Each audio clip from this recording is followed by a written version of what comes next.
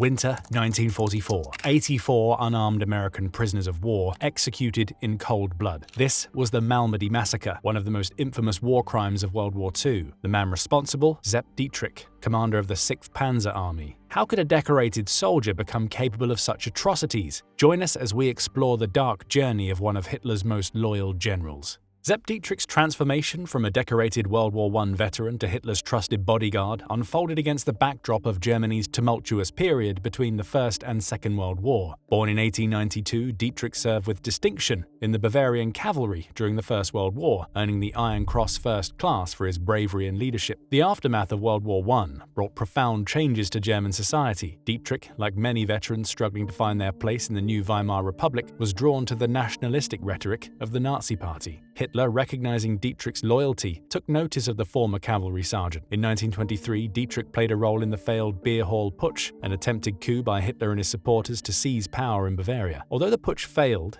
Dietrich's participation revealed the resolve that would carry him into Hitler's inner circle. He was appointed commander of Hitler's SS bodyguard. The Night of the Long Knives in 1944 marked a turning point in Dietrich's career and the Nazi Party's consolidation of power. During this purge of potential rivals, Dietrich played a crucial role in carrying out Hitler's orders, personally leading a group of SS men to arrest and execute SA leader Ernst Röhm. Hitler rewarded Dietrich by placing him in command of the newly formed Leibstandarte SS Adolf Hitler, an elite SS regiment that would serve as both a military unit and a personal bodyguard for the Führer. This unit became the center of the Waffen-SS, the armed wing of the Nazi Party's paramilitary organization. Within the complex power dynamics of the Nazi regime, Dietrich occupied a unique position. His close relationship with Hitler afforded him a level of autonomy that sometimes put him at odds with other high-ranking officials. Dietrich often disregarded orders from Heinrich Himmler, the SS chief, and was known to express open contempt for him. This insubordination, however, was tempered by his unwavering loyalty to Hitler himself. The invasion of Poland in 1939 marked Dietrich's first major test as a military commander. Leading from the front, he quickly earned the respect of his troops with his fatherly attitude and personal approach. Dietrich often knew each soldier by name, fostering a sense of camaraderie that would become a hallmark of his leadership style. This hands-on approach served him well during the early stages of the war, as his division pushed deeper into enemy territory. During the invasion of France in 1940, Dietrich's Leibstandarte distinguished itself by capturing key positions. His aggressive tactics and the fanatical devotion of his troops led to swift advances, earning Dietrich the Knight's Cross of the Iron Cross. However, this success was overshadowed by atrocities committed under his command. The Wormhout massacre, where 80 British and French prisoners of war were murdered, cast a dark shadow over Dietrich's military achievements.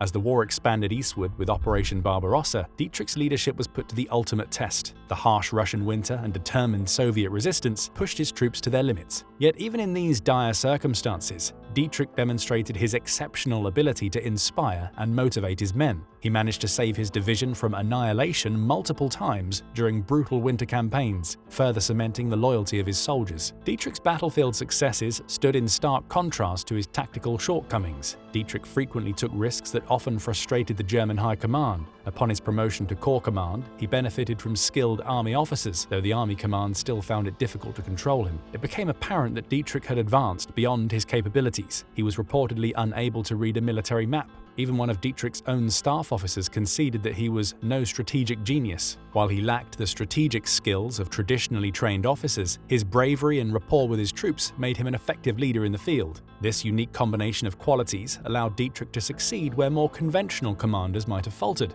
As the war progressed, Dietrich's role expanded beyond that of a divisional commander. His Leibstandarte grew into a fully fledged Panzer Corps, mirroring the growth of the Waffen-SS itself, from Hitler's personal bodyguard to a parallel army that often competed with the regular Wehrmacht for resources and prestige. Throughout the conflict, Dietrich's units were involved in numerous atrocities against civilians and prisoners of war. The brutality displayed by his troops was a direct reflection of the Waffen-SS's ideological indoctrination and the Nazi regime's genocidal policies. Despite these war crimes, Dietrich remained a popular figure among his men and continued to enjoy Hitler's favor. As the winter of 1944 set in, Hitler's desperation to turn the tide of the war led to a bold and risky operation. The Battle of the Bulge, Germany's last major offensive on the Western Front, would put Dietrich's leadership to the ultimate test. As the newly appointed commander of the 6th SS Panzer Army, Dietrich was tasked with spearheading a surprise attack against Allied forces in the densely forested Ardennes region of Belgium and Luxembourg.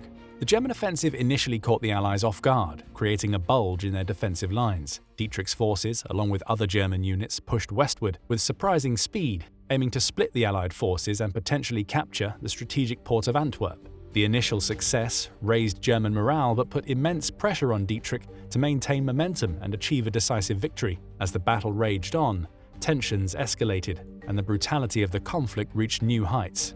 On December 17, 1944, near the Belgian town of Malmedy, a group of American soldiers surrendered to German forces under Dietrich's command. What happened next would become one of the most notorious war crimes of World War II. In the cold, snow-covered field, American prisoners stood defenseless as the German soldiers opened fire. One survivor later recounted, "We were lined up and shot down like cattle." The scene was one of chaos and unimaginable cruelty as American soldiers were systematically gunned down. The brutality shocked even battle-hardened soldiers who managed to survive and escape. The Malmedy massacre had a profound impact on both sides. For the Allies, it served as a stark reminder of the enemy's ruthlessness, particularly the Waffen-SS. The news spread quickly, fueling anger and resolve among American troops to push back against the German offensive with greater determination. For Dietrich, who had built his reputation on being a competent and respected military commander, the massacre presented a significant challenge to his image and legacy. His attempts to deny responsibility by claiming ignorance of specific orders would later become a central point of debate during post-war trials. As news of the massacre spread, Allied forces mounted a fierce counteroffensive. The initial German success proved short-lived as American and British forces regrouped and pushed back. Harsh winter conditions, fuel shortages, and the Allies' ability to mobilize reinforcements gradually turned the tide of battle. In March 1945, Dietrich's 6th Panzer Army, along with the Leibstandarte, led Operation Spring Awakening, an ambitious German offensive near Lake Balaton in Hungary. The goal was to secure the last remaining oil reserves vital to Germany's war effort. While the operation initially saw some progress, its scope proved overly ambitious, ultimately leading to its failure. The failure of the German offensive marked a turning point in both the war and Dietrich's career. Hitler, frustrated by his SS forces' inability to achieve the envisioned breakthrough, began to lose faith in his commanders. In a symbolic gesture, Hitler ordered the removal of the Adolf Hitler insignia from the uniforms of Dietrich's 6th SS Panzer Army. Dietrich's response revealed his disillusionment. He reportedly stated, "This will stay put, and we are not going to send this message to anyone else."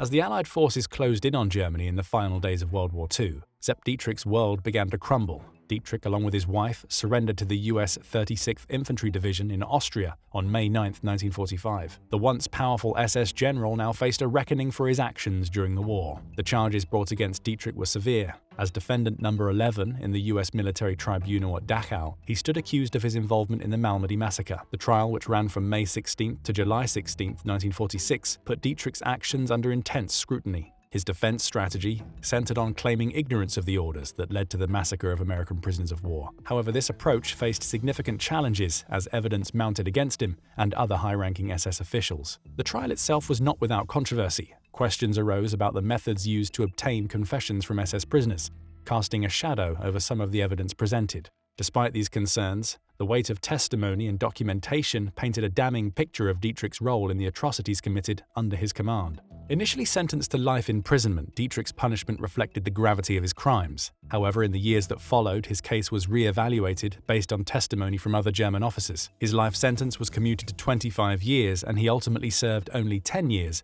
before being released on parole on October 22, 1955. Dietrich's legal troubles were far from over, though.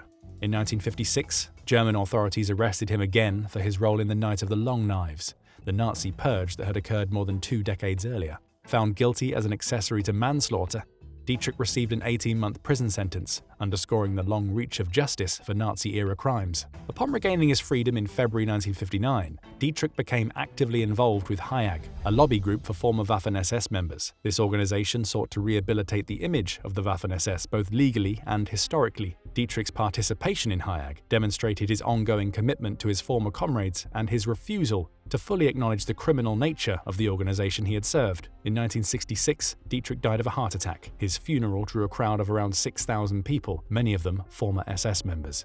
Well, that's it. Thanks for watching. We hope you found this video informative.